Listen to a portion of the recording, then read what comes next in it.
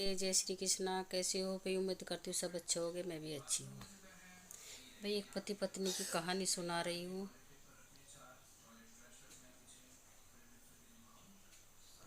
एक पति पत्नी की कहानी सुना रही हूँ भाई। पति पत्नी थे दोनों, हंसी खुशी रहते थे। एक बेटा था उनके, हंसी खुशी रहते। एक बेटा था तो पत्नी बीमार रहने लगी। बेटा हुआ तो पत्नी बीमार रहने लगी। बीमार रहती थी तो उसको बहुत चिंता रहती थी। सोचती थी अगर मुझे कुछ हो गया तो मेरे बेटे का क्या होगा। तो जब भी वो मन दुखी होता तो वो बोलती, अब मेरे जीतू का ख्याल रखना। उसके बेटे का नाम जीत था। तो बोलती थी, जब भी बीमार होती जब भी बोलती, देखो अगर मुझे कुछ हो गया तो मेरे जीत का ख्याल रखना। अजीत सिंह नाम था बेटे का। तो वह जीतू कह रही थी, अगर मेरे बेटे को कुछ हो गया तो मेरे बेटे का आप ध्यान रखना है, आपको बहुत ज़्यादा ध्यान रखना, नहीं तो मेरी जान इसी में लटकी रहेगी। मैं जाके भी नहीं जा पाऊँगी। बोला तो बावड़ी है कि कैसी बातें करती है, तू कहीं नहीं जाएगी, तू मेरे पास ही रहेगी और अपने जीतों के पास रहेगी। अपने जीतों को छोड़ के आप कहीं नहीं जा सकती। माँ का मन बड़ा चंचल होता है। वो अपने से पहले अपने बच्चों की सोचती है। वे सोचते सोचते एक दिन ऐसा आ गया, क्योंकि जीतू की माँ को जाना पड़ गया। जीतू की माँ भगवान को प्यारी हो गई और अपने जीतू को छोड़कर चली गई। अब जीतू का बाप बहुत परेशान कि इसकी माँ कहती थी मेरे जीतू का ख्याल रखना, अगर मुझे कुछ हो गया तो मेरे जीतू को दुख नहीं देना है। मेरे जीतू को अपनी जान से भी प्यारा रखना। मैं अपने खून से सींच के इसको आज आपको 2.5 साल का सौंप के मैं जा रही हूँ। 2.5 साल का हो गया था जीतू। अब जीतू का बाप बड़ा परेशान कि खेत में जाऊं कि घर करूं। भैंस रखता था, भैंस का काम करूं कि बच्चे को संभालूं। बड़ा परेशान था। यार दोस्त कहते यार तू दूसरी शादी कर ले, दूसरी शादी कर लेगा तो बच्चे को संभाल लेगी, घरवाली आएगी तो बच्चे को संभाल लेगी। बोला भाई शादी तो कर लूँ पर मेरी तो शादी हो जाएगी पर मेरे बेटे को माँ नहीं मिलेगी। अरे नहीं नु कैसी कैसी बात करे, एक से एक लड़की है, आपके बेटे को बहुत प्यार देगी।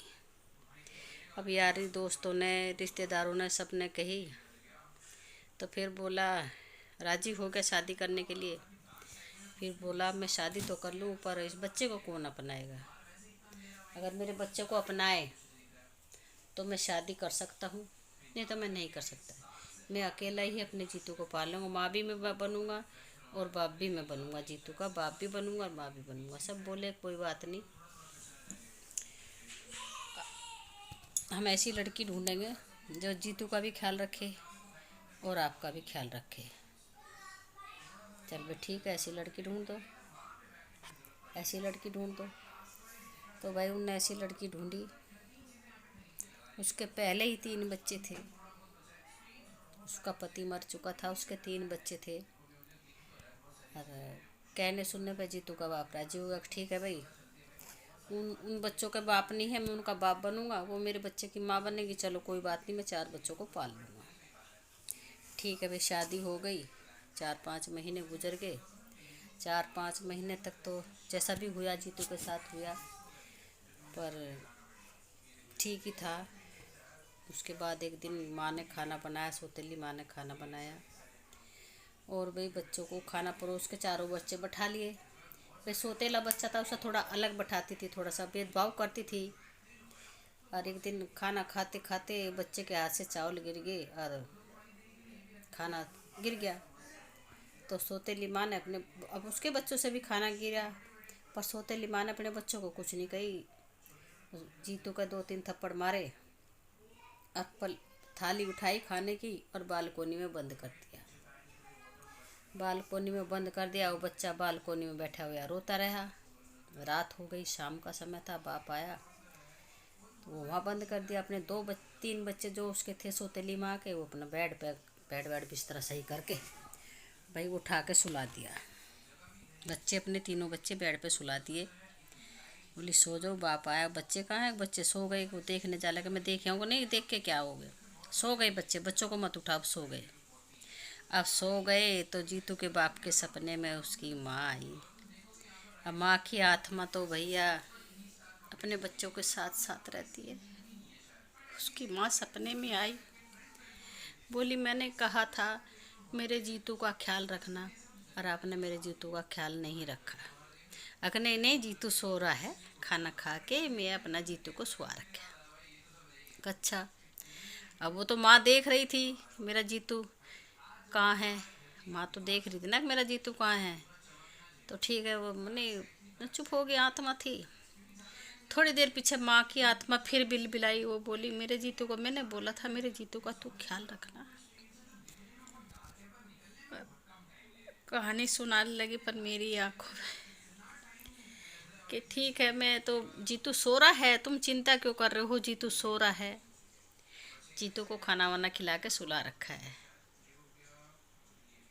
तो मेरे से तो बताया भी नहीं जा रहा है। बोला जीतू तो सो रहा है। वो माँ की आत्मा तड़प रही, फिर भी वो फिर बोली जीतू तो मर चुका था, बालकोनी में बैठा हुआ रोता रोता। वो रोते रोते बच्चा मर गया ठंड में। और वो तीसरी बार फिर आई माँ, 2 बार आई, जब तक तो बेटा जिंदा था।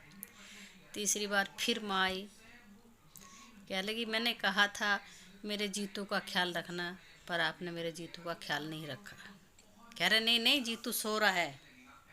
उनको ठीक है, आज आज मैं कहती हूँ, आज के बाद तुम मेरे बेटे का ख्याल मत रखना। भाई इतनी कहती, वो फिर उठा के, तो हमेशा कहती है कि मेरे बेटे का ख्याल रखना, आज ये सरस्वती ऐसे क्यों बोल रही है कि मेरे बेटे का ख्याल नहीं रखना।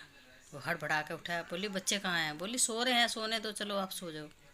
नहीं नहीं, मैं अपने बेटे को देखना है, मेरा बेटा कहाँ है। अब देखा जाकर कमरे में, कमरे में तो जीतू नहीं था।